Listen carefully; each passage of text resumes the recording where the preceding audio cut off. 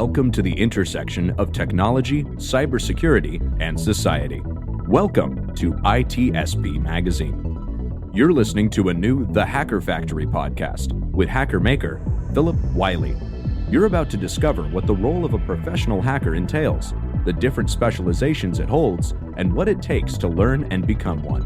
Enjoy the conversation as Phillip and guests unveil the secrets of professional hacking, a mysterious, intriguing, and often misunderstood occupation.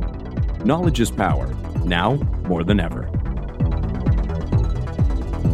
BugCrowd's award-winning platform combines actionable contextual intelligence with the skill and experience of the world's most elite hackers to help leading organizations identify and fix vulnerabilities, protect customers, and make the digitally connected world a safer place. Learn more at bugcrowd.com.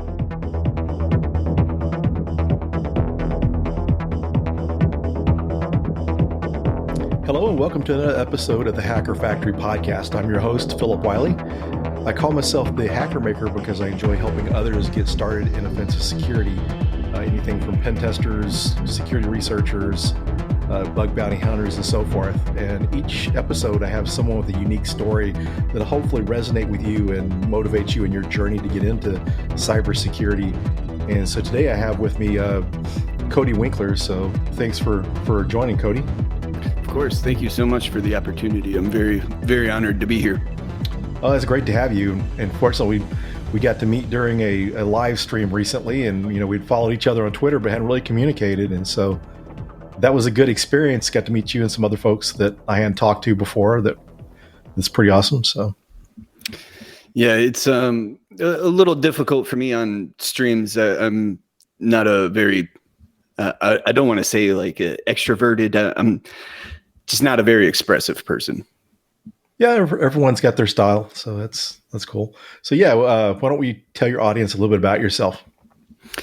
My name is Cody Winkler. I'm an Air Force veteran, and I've been in the adversarial emulation space for professionally a little over a year and a half, and that kind of means a lot of different things to different people.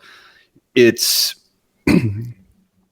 more similar to what many people would consider red teaming, but it's not strictly red teaming in that sense. There's a lot of our focus is testing the organization's ability to detect and respond to threats. And there's a lot of crossover between penetration testing in that space, but there's some more nuance that goes into that. So things like log evasion, testing the efficacy of endpoint detection and antivirus. And when we do engagements, they're very targeted and we have really specific goals. So when we go in doing an engagement, we're not trying to build a big snapshot of what the environment looks like currently. We're more concerned with, what are the more strategic issues facing the organization? What are the risks around the people, the processes, the technology, and we use a lot of adversarial tradecraft to kind of go about doing that assessment. Very cool. Sounds like a really good way to get the environment secured a little bit quicker, because going through the typical process of pen tests and red team engagements, it takes a while to get things mature and secure. So it sounds like what y'all are doing sounds like a good idea and very interesting. Yeah, and on the side, I guess on a more personal note, I like doing Brazilian jiu-jitsu. I like messing around with cars. I got a 5-gallon container of antifreeze in my apartment that needs to get gone soon. So lots of nerdy things happen here. That's cool, and that's good to show that people trying to get into this, that it's good. While it's good to focus on this area, it's also good to have some things outside of this to focus on too. So how did you get started? It's a little bit of a weird journey and a little bit painful for me personally. So I'm going to try and keep that side of it kind of on the low. So when I was a teenager, there were not a lot of opportunities for me to explore technology. I grew up in a small town in Wisconsin, and there just wasn't enough financial resources for that school district to provide access to technology that was relevant at the time for students. So a lot of the learning that I've done over the years has been self-study.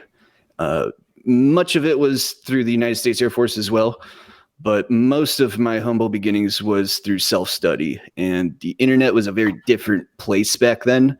So it wasn't uncommon to see adversaries and defenders and red teamers and pen testers kind of hanging out in the same communities. Again, the internet was a very different place 10, 15 years ago. But staying on the right path, that was always a key focus for me. Just coming from the background that I did, it would have been very easy to screw up. So the military, I think, is where most of the professional aspects of my knowledge came from. That's good. Yeah, it looks like all the network experience you had there was, very helpful in what you're doing now. So that's pretty cool. So do you do with this network type stuff? I know a lot of folks will do, server related stuff. So I would imagine that testing routers and switches would be kind of one of your strong points, I would imagine. Yes. That was a little bit of a weird entry into information security too. So when I was in the United States Air Force, I was doing mostly kind of regular network engineering, network management type work. So configurations of routers and switches, responding to customer events, like outages or problem areas. And it was mostly a troubleshooting-esque kind of role for me while I was in the Air Force. And I really was not about that at the time. I really wanted more hands-on with the security aspects of it. And the military really wasn't able to afford that opportunity to me, which is why I left. And it's really important for people to understand that, because when you start out, you may have one idea of what you think you want to do, and then kind of life happens, and then you end up doing something still good, but maybe not quite what you were expecting. So did you kind of during your career in the Air Force kind of decided that you wanted to go into security, into the offensive area? Yeah, it had always been in the back of my mind one day, what if I get out? What am I going to do afterward? And hacking was a very cool hobby of mine, but at the time, that's all it was a hobby. There was no professional strategy to it. There wasn't any knowledge of what the business is even interested in as a result of a penetration test. I had none of that insight until I started working vulnerability management years later. So that's where I would say my actual understanding of the organization's goals came in, was from doing vulnerability management. So I guess if we were to kind of timeline that, right, we went from high school to military, doing those low-level network management, network engineering tasks, to kind of network audit support, so remediating audit findings from various different audits, good way to put it. And then from there, just naturally kind of got absorbed into vulnerability management, and from there transitioning into red team. Yeah, that's a good point for those listening. The vulnerability management teams, I know some companies have like remediation teams. Those are really good. Even the vulnerability scanning teams, those are good ways to eventually get to pivot into offensive security, because you're getting to work in some of those areas, getting to use some scanners. Because I know, like places I've worked before, we've had folks that were, in the network scanning team or the remediation team, that they would basically go back after things were supposed to be remediated, and they were checking to make sure they've been remediated. And some of them end up getting an opportunity to move into the team. So that's something, I'm glad you brought that up. That's a good thing for people, areas to know about. I mean, you may not always be able to jump right into pen testing or red teaming right away. So based on what you've done so far, is there anything you would have done different? I've been asking myself this a lot, and recently too. So on that note, no, I would not have chosen a different path in, because looking back, when I was doing self-study, I had put out content last year about my journey toward achieving the OSCP certification by offensive security. And that was a very painful journey for me because it took me 8 years to pass that certification. And it's not that I didn't have the knowledge required when I was first taking it. It's just I didn't have those organizational insights that really tied the value of that course into a career. Well, that's pretty interesting. So you had started out 8 years prior to that. That's pretty interesting. I've known some people that's kind of worked on off and on over the years, but that's pretty interesting. So I guess it's kind of good to have that up front, so you kind of have the insight as you went along and what you needed to work on as you work towards that goal. So yeah, it's pretty interesting. So you mentioned some content creation. If you want to share about what you do in that area, that would be cool. Originally, it started out as just me wanting to put out reviews for the OSCP course, and later on the legacy OSCE certification. So that's what it started out as, and then it transitioned into interviewing my friends from online, getting their insights on how they got into penetration testing or red teaming or any other job within the cybersecurity domain. And then it just kind of spiraled into CW InfoSec. And now I wouldn't say I have a particular goal with it. I'm really maintaining the original goal of, it may sound a little selfish, but it's just there was information that I felt I needed as I was doing self-study that wasn't really available. So things like at the time, we're talking things like labs, publicly available labs that people can use without having to worry about, law enforcement or any other scrupulous things. There wasn't really a whole lot of documentation around adversarial tradecraft at the time. That's gotten much better within the last couple of years. But at the time, it wasn't that easy to find good information. It's not that the information didn't exist. It just finding the good information was a little bit of a challenge. And that's kind of where you can offset that through courses or through higher education. Yeah, that's good that you bring that up, because and that's one of the good things about it's a lot easier to find good content out there these days. And if you find mentors or people you can work with, that can make it a lot easier. Because when I started taking the OSCP, I started taking it back around May of 2012.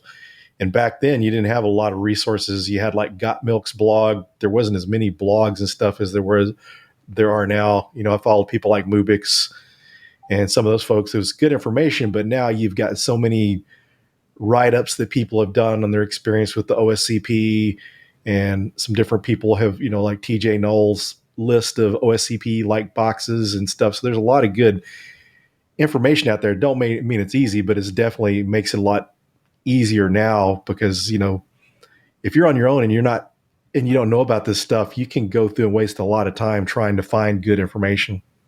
Yeah, absolutely. And, a recent kind of side project that I took on, I would be glad if you saw it. I wouldn't be surprised if you didn't, but I had kind of structured the Pwn School project's content into a sort of pseudo syllabus. And that was just kind of a contribution from me to the community. It's not me saying, hey, I work for the Pwn School project. Yeah. This is our syllabus. That's not what it was about. It was, hey, this information is available and it's there.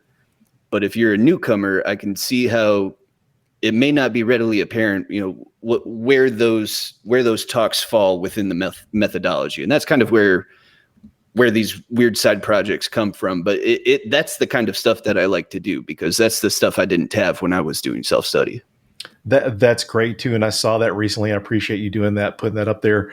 And it's just good to have these different resources to curate content, because that's another one in the digital forensics realm. DFIR Diva does a real great job with that. And when you can, go into your site, people can find the Pwn School stuff and other information, which is really good. So based on your experience, getting your OSCP, what would you recommend to someone that's just starting out that wanted to get their OSCP? How would you recommend they do that? Be prepared for a lot of pain and suffering. That's, but I kind of say that as a joke, but that kind of ties into a little bit of a life philosophy that I've come to grow over the last decade or so. And that's, in my opinion, you really only need one actual skill to make it in information security. And I would contend that skill is resilience, because if you can't handle stressful situations, if you can't handle stressful people, and if you can't handle stressful deadlines, it's going to be very difficult for you to be an efficient pen tester. It's not that you can't be a good pen tester without those qualities. It's just without those qualities, it makes it very difficult to do. Yeah, and that you mentioned that, a lot of other areas of security too. If you're a defender and something suspicious is going on and you're not able to figure it out quick enough, you got management breathing down your neck. So yeah, it's definitely not a low stress type environment. So yeah, but on a more tactical, more technologically centric piece of advice, I would say start with that TJ null list.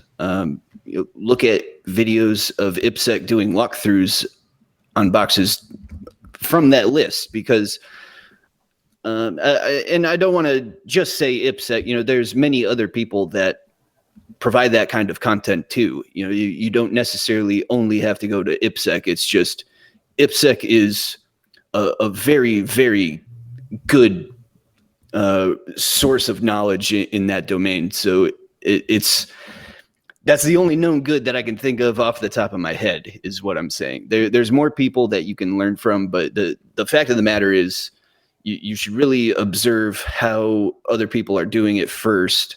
So then you kind of understand their thought processes. You understand what goals they're trying to achieve as they're doing these machines, as they're going through the methodology and explaining the different steps that they're taking. That's valuable info.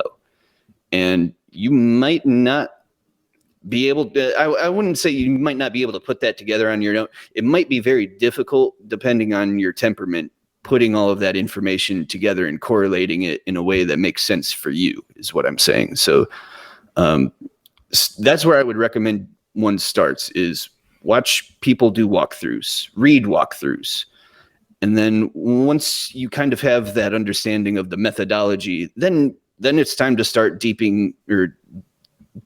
diving deeper into those different aspects of the methodology. So, let's say you know how to run an Nmap scan.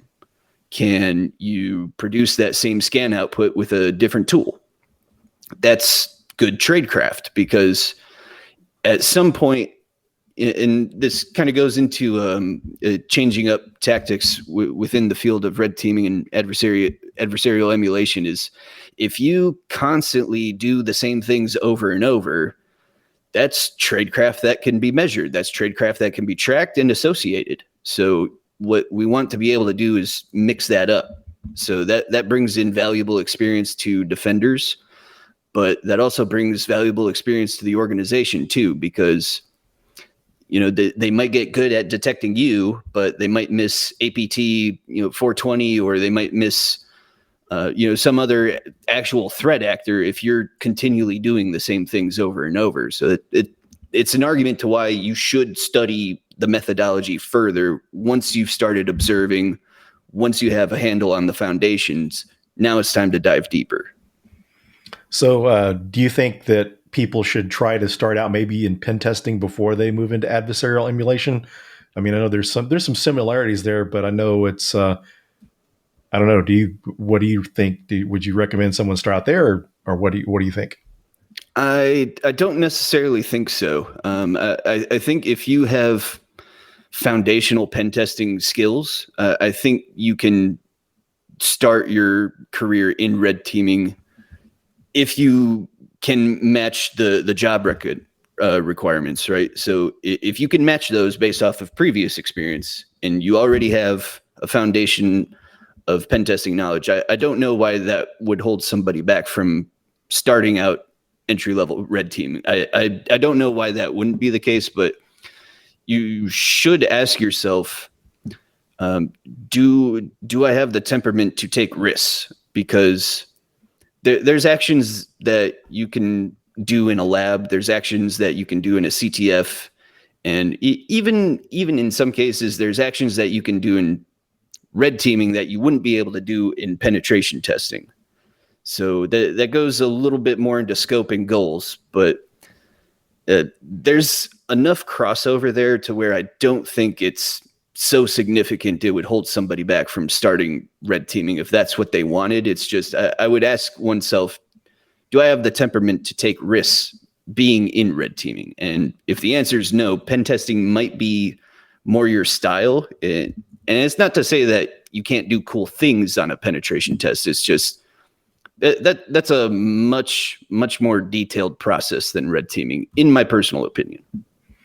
Yeah, and there's a lot of confusion too that I've experienced in my career. People using red teaming interchangeably with pen testing, and it's not really what as when you're getting started out and people may refer to as red teaming when red teaming is more adversary emulation. So just kind of some terminology for the folks listening to keep in mind. So yeah, that's pretty cool that you kind of got to start out in that area, because whenever I was getting started out, there really was, you didn't see as much of the adversarial emulation. It kind of gotten popular over the years, and I think it's a good thing too, because there's too many times that people know the pen test is going on, and I've had friends that have been doing pen tests before, and it wasn't like it was a pen test, so they were supposed to allow the interactions, and you see people sometimes that try to shut you down. Or I've got a buddy that was doing a pen test and he wasn't finished with the pen test, and it wasn't adversary emulation, but he had like some accounts set up, and the blue team went and deleted the accounts and stuff before the test was over. Yep, that's another thing that you should be aware of if you want to do red teaming. So on one hand, there's a little more forgiveness on penetration tests in terms of evasion. I mean, there's certainly cases that I can see where that might be pertinent to the scope, but that is always pertinent to the scope with red teaming. So it very, very different ideologies, but kind of like what you and I are saying, there is enough crossover there. Yeah. So what do you think about, have you checked out any of the red team certs like 0 Point Security Rostamouse's course? Yes. I have a lot of very good things to say about that course. When I took it, it was back on the shared lab environment. So and that was utter chaos. No different from being on public Hack the Box or public CTF. No different than that. People doing weird things, unjoining machines from the domain. No idea why, but yeah, shared labs was my only complaint about that course. Otherwise, it was fantastic. It went over, I would say, the basics, right? Phishing, Active Directory. I mean, these aren't specifically red teaming kind of things, but the very, very key points of interest for us, for sure. So someone that wants to start out as red teaming, do you think that would be a good option for someone to do instead of going through the OSCP? That's a little bit of a tough one for me to answer. So if you wanted to kind of summarize the skills between those two courses, I would, and where they would apply within the industry, I would say the OSCP probably applies more toward kind of like boutique, like specialized pen testing. So I wouldn't say like normal, regular, like standard kind of pen testing where you're looking at everything. It very, very much targeted, focused, traditional kind of red teaming. It's just, if you're going in a direction like that, I don't really know if there's a good answer there, but it just kind of depends, Yeah, I was just curious to get your thoughts. And it's interesting to see that you did eLearn's the ECPPT certification. So you already had your OSCE and OSCP. So what was the motivation for that certification? That one, that one was a sponsorship from VeteranSec. They are VeteranSec. I don't know if that's still their name. I know they had some troubles with their entity's name in recent times, but VeteranSec on Twitter were the ones that sponsored me for that certification, and that was part of an agreement that I had with them to provide a review of that course for their members. And at the time, I don't want to be harsh on eLearn security. I think when they moved to INE, I think that course got much needed updates compared to the course that I took. The course that I took was, in my opinion, not sufficient for entry-level pen testing, but it was good info. It's just it didn't cover as much as it needed to, particularly in web app vulnerability scanning and exploitation. So they really only covered cross-site scripting and SQL injection at the time, and that was at a really, really high level. But I've heard many great things about that course now that's in INE. I've heard nothing but good things about the materials and how it's been revamped. So I would not take my personal opinion of that course too seriously just because of how much that course has changed since I took it. Yeah, usually people do that before the OSCP. So that was curious about that. That was just kind of interesting. Because one of my recommended path used to be is the EJPT and the ECPPT before you mess with the OSCP. Because back when I went through the OSCP, and they've upgraded it and added some stuff since then. But really, if you didn't have any background, it was kind of a tough one to do. You had to do a lot of self-study, and that's why you had great resources like TJ Knoll's list of vulnerable VMs out there, the OSCP-like VMs that you can use to study to prepare. Because going in there, I was doing a lot of research and I was working as a pen tester as I was going through it. So I was actually working on the job. I didn't pass the OSCP the first few times, and just seeing that in the research you had to do to figure some things out because they didn't have a lot of information back then, but they've added. I'd updated, paid for the upgrade a while back and saw the improvements they did. So they're definitely improving. Really seems like the direction they're going. They're doing more to update their courses and stuff too, which is good. Yeah, and I do like the pricing with their subscription model. The last I saw, it was like $750 a year, and that gives you access to, if I recall, don't quote me on this, but if I recall, all of their courses. Mm-hmm. And the only extra cost after that is just for a certification exam voucher, if I recall, which is a fantastic deal. Yeah, I believe that's correct. I think it's like $750 for the INE content, and they had some specials a while back that was like $400 and something or $500. They had some specials going, so that's one of the things that they have been doing is having some specials on their courses, which is always a good thing. So we're getting down towards the end of the show. Is there anything you'd like to discuss that we haven't talked about? If I had to give someone, I guess some real advice, if you want to be a penetration tester, or if you want to be a red teamer, or if you want to do weird adversary emulation like I do, the most important piece of advice that I would give you is don't take advice on how to get into those fields from people that are not in those fields or have never been in those fields, because the fact of the matter is they don't know what it's about. There's a little bit of contrition there. There's some very, very skilled defenders. There's some very skilled managers. There are some very skilled employees that absolutely know what penetration testing and red teaming are. But I would err on the side of caution of taking advice seriously from people that are not doing what you want to do. And even beyond that, a lot of times you might find yourself getting in your own way.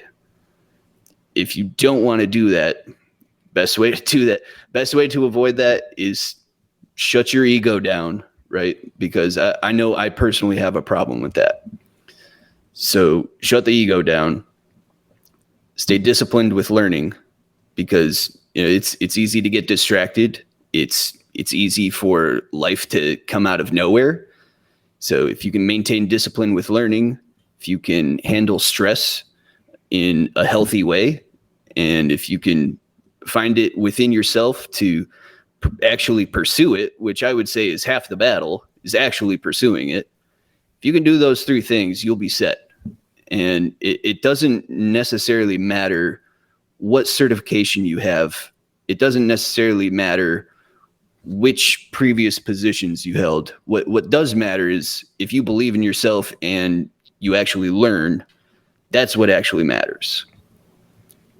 That's great advice, and I totally agree with you on taking advice from people that have experience, because one of the things with cybersecurity, with offensive cybersecurity and all that type of stuff, there's a lot of people seeing money signs and trying to jump off that industry.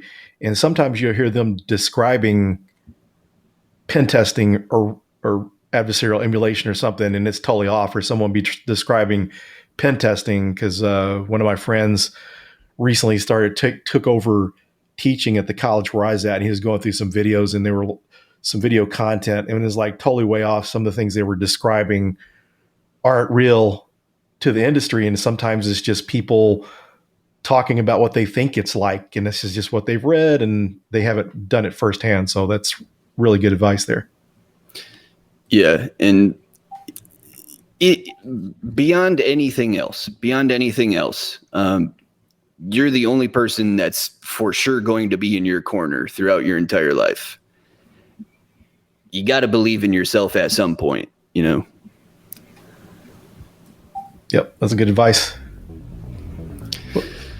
So, like I said before we started, not a very expressive person, that's fine. Very, very simple, very, very simple-minded man. But well, there's something to be said about short and to the point.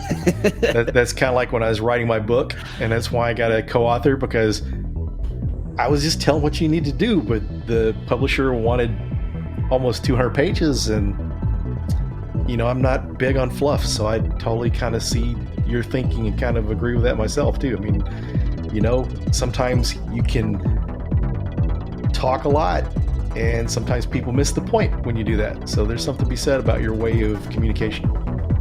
Yeah. So I appreciate you joining me. It was great to have you as a guest. Yes, likewise. And very, very much appreciative of this opportunity. Once again, thank you so much, Phillip. You're welcome. I'm sure someone's going to love your story. I mean, it's interesting how there's certain shows and not all of them resonate with people. Someone will hear your story, and that's going to be the thing that clicks and helps them. So thanks for sharing your story. And thanks, everyone, for joining, and we'll see you on the next episode. BugCrowd's award-winning platform combines actionable contextual intelligence with the skill and experience of the world's most elite hackers to help leading organizations identify and fix vulnerabilities, protect customers, and make the digitally connected world a safer place. Learn more at bugcrowd.com. We hope you enjoyed this episode of the Hacker Factory podcast with Phillip Wylie. If you learned something new and this podcast made you think, then share itspmagazine.com with your friends, family, and colleagues. If you represent a company and wish to associate your brand with our conversations, sponsor one or more of our podcast channels. We hope you will come back for more stories and follow us on our journey. You can always find us at the intersection of technology, cybersecurity, and society.